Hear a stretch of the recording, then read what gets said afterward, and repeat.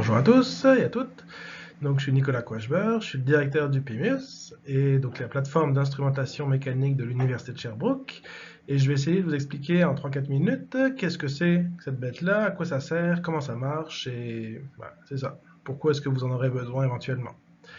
Fait que si on regarde le logo, c'est assez clair qu'on ne sait pas ce que c'est, mais si je vous l'explique, vous allez voir, ça prend du sens.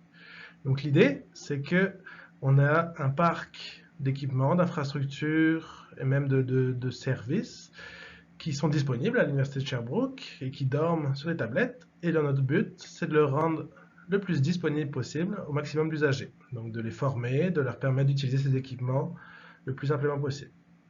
Donc la plateforme PIMUS se veut le lien entre les équipements et les usagers de manière la plus fluide possible et de la manière la plus simple possible sur un principe d'utilisateur-payeur. Donc les services qui sont offerts par le PIMUS sont de deux natures. Un premier service qu'on va appeler plutôt service humain, avec de la fabrication mécanique, avec un technicien et l'accès aux machines du service de fabrication de la faculté, donc Patrick Lévesque, et un service d'instrumentation, que ce soit acoustique, mécanique des fluides ou ultrason, avec une équipe de professionnels de recherche qui peuvent être employés ou dédiés à certains projets bien particuliers.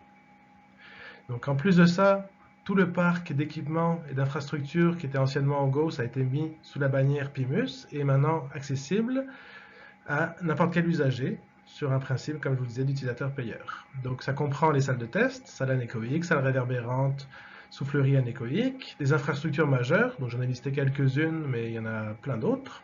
Donc laser 3D, viromètre laser 3D, de la PIV, des scanners 3D, échographes, bassins d'immersion, etc., etc. Et mais aussi tout le parc de petits équipements, donc de petits capteurs, actionneurs, des amplificateurs, des micros, accéléros, des amplis, des ultrasons, toutes les cartes d'acquisition, des systèmes d'acquisition multivoix, etc.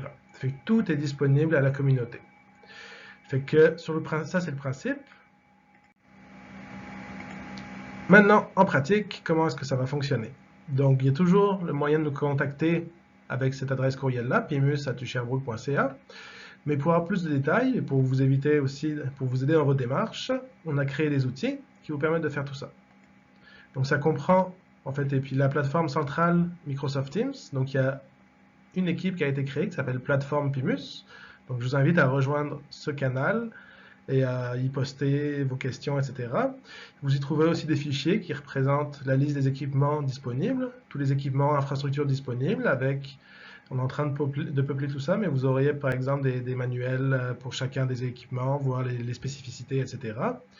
Vous aurez aussi la liste de tarifs en vigueur, que ce soit pour les services de ressources humaines, donc avec une facturation à l'heure, pour les salles ou les équipements, des facturations à la journée, et la procédure pour faire les réservations, les règlements, les fonctionnements, etc.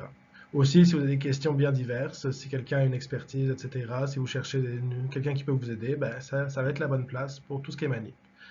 Fait que ces outils-là ont été mis en place par toute l'équipe, donc le comité de gestion que je chapeaute, le coordonnateur Maxime Bilodeau, le comité de gestion composé de Richard Arès, Philippe Michaud, Stéphane Moreau, et également un volet formation qui est offert par Olivier Robin, donc via le centre de recherche Crash. Donc l'idée est, n'hésitez pas à nous contacter si vous êtes professeur, que vous aimeriez que la plateforme s'occupe de certains de vos équipements. On est tout à fait à l'aise d'en intégrer de nouveaux, d'en prendre soin, de les rendre pérennes, de les rendre disponibles à toute la communauté de manière simple et autonome.